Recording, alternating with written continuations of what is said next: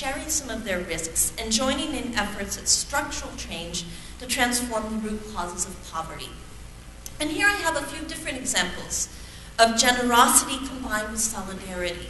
One from Houston in the aftermath of Hurricane Ike, which brought out great generosity, but it also brought out the worst in some employers and subcontractors who used the recovery effort to increase their own profits and tried to cheat workers out of wages.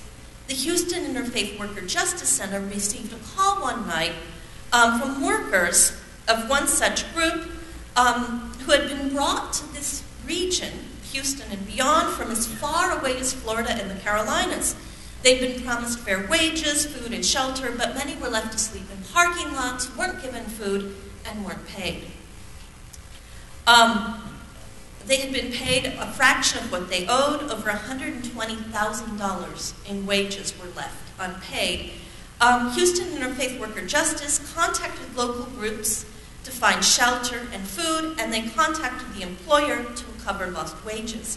But they also documented and denounced the ways that companies systematically failed to pay workers and robbed them of their money. Since the foundation of Houston Interfaith Worker Justice 3 years ago, they have documented over $1 million in stolen wages in the Houston region. A second case to think about with generosity and solidarity comes from the current case of the earthquake in Haiti. And anthropologist Nina Glick-Schiller writes that the images of Haiti, people might only see a group of impoverished people who can only survive because of the kindness of rich strangers. And Glick-Schiller emphasizes the need to recognize structural violence in past and present, which means that the earthquake has taken a much greater toll in the lives than it might elsewhere. And she gives examples of this, just one being the environmental degradation of the hills of Haiti and its seas are a product of people trying to survive in a terrain in which the world financial community has extracted its millions from destructive development projects and debt repayments. So this links back to the issue of food, actually, and structures and hunger. Finally, one more example from Mexico's southern border with Guatemala, where Father Vasquez, with the assistance of parishioners, runs the shelter Home of Mercy. This is the front of it a few years ago, for the thousands of Central American migrants who pass through. I accompanied him one day in making and distributing food for the hundreds of migrants who were waiting in the community for the train along the tracks. And the shelter provides a safe space for migrants to rest as they await the train. In April of 2008, Father Vasquez went to a government-sponsored forum on immigrants' rights and sat quietly listening to presentations on how important human rights are. But he's grown tired and frustrated at these human rights forums throughout the years because there's lots of talk but little done. When it was his turn to present, he showed a series of photos of members of the Mexican military beating migrants during a raid carried out in March 2008. He did this speaking truth to power in front of government officials. Father Vasquez could not change restrictive migration policies and security policies by helping one person at a time, although he tries. But he also actively denounces new security measures in which Mexican authorities, with the support of the U.S. government, have increased the vulnerability of Central American migrants. And Father Vasquez denounces the ways these policies push people to take dangerous paths to cross Mexico, to travel clandestinely, where they're commonly robbed, detained, and raped, and then push people to take the train to avoid checkpoints.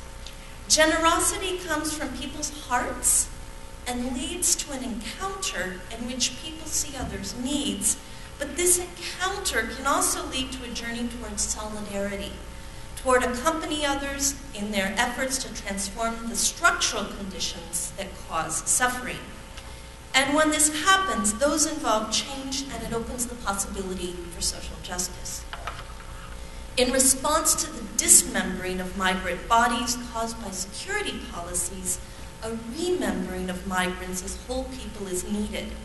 Scholars, policymakers, community members can remember migrants as full human beings with children, families, spouses, and loved ones, and with the right to health care, education, and social security. It is through generosity, storytelling, and solidarity that this remembering can begin.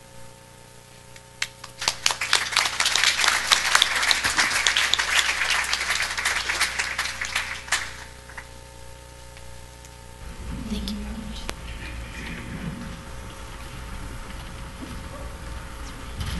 I thank very much the Gulen Institute for the invitation that was addressed to me through the this institute, Centro Cultural, México, Turquía, in Mexico City. I would like to approach this question sharing a word on a methodology for change. It's not the poverty and social justice as such, but the methodology.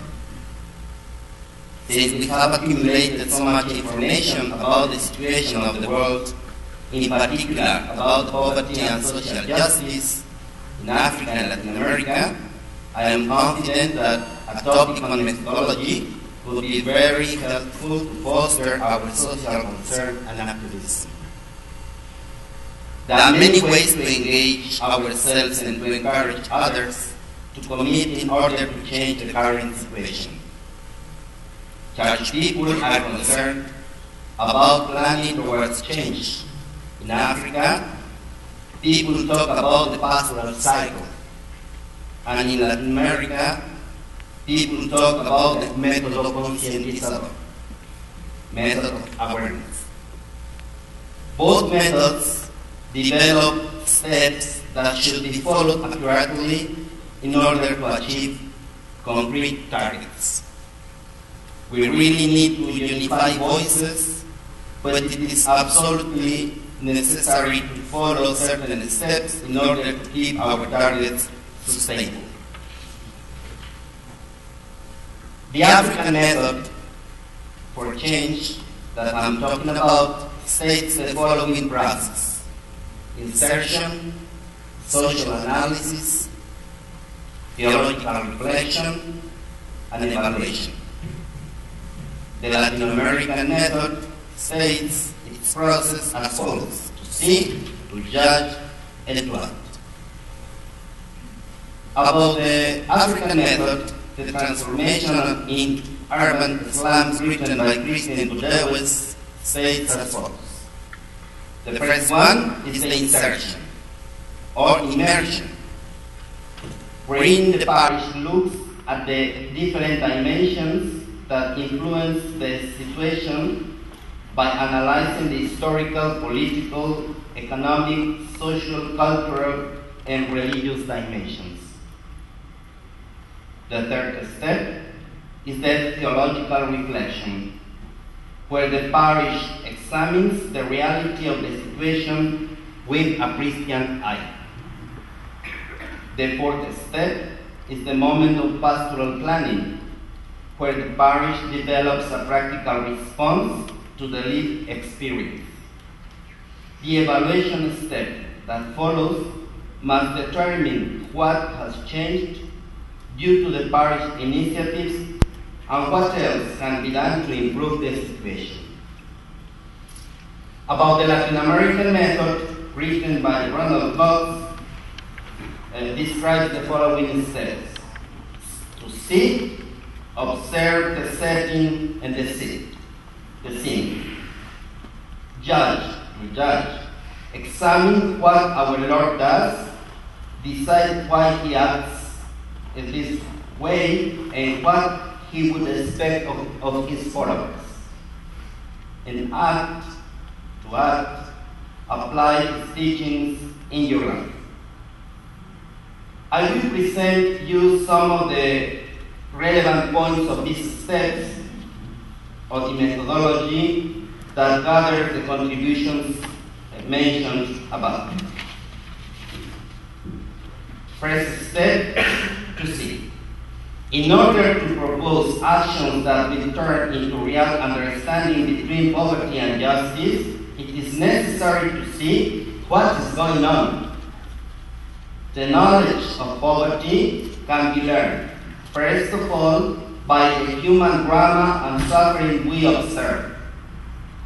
Also by numbers or statistics we can see. But the real face of poverty is the complexity of poverty. According to the Catholic Church, in her last Latin American Episcopal Conference held in Aparecida, Brazil, the reality of social poverty can be better understood if we look at it at a wider context, because poverty is not an isolated problem. The reality that confronts us, the conference said, is that many are now experiencing a reality marked by great changes that profoundly affect their lives. These changes have a global reach that entails consequences in every sphere of social life, impacting culture, economics, politics, the sciences, education, sports, the arts, and of course, religion as well. One of these changes is that reality has become even more opaque and complex for human beings. And as a consequence, the overall reality has brought with a crisis of meaning, the religious sense included. In addition, our cultural traditions, which provide each human being with a framework to look at the world in which we live, are beginning to erode, reaching into the family itself. Among the premises that weaken and undermine family life, we find the ideology of gender, according to which everyone can choose his or her sexual orientation without taking into account the differences set to them by human nature. This has led to legislative changes that greatly injure the dignity of marriage, respect for the right to life, and the identity of the family. That changing of culture roots in various situations. What we are witnessing is a real change of age, of the deepest level. The culture, particularly the all-embracing conception of the human being, their relation with the world and with God, is vanishing. Together with it, today an overvaluing of individual subjectivity is very much to the fore. We all acknowledge the real possibilities of globalization. Unfortunately, the most widespread and successful phase of globalization is its economic dimension, which becomes paramount and conditions the other dimensions of human life. In globalization, market forces easily absolutize effectiveness and productivity as values regulating all human relations. This particular character makes globalization a process that fosters many iniquities and injustices. Preserving nature is very often subordinated to economic development, with damage to biodiversity, exhaustion of water reserves and other natural resources, air pollution, and climate change. Globalization has frequently led to the signing of free trade agreements between countries with asymmetrical economies, which do not always benefit the poorer countries. We cannot close our eyes to the alarming level of corruption in economies involving the public and private sector alike, many times connected to the scourge of drug trafficking or drug finance business.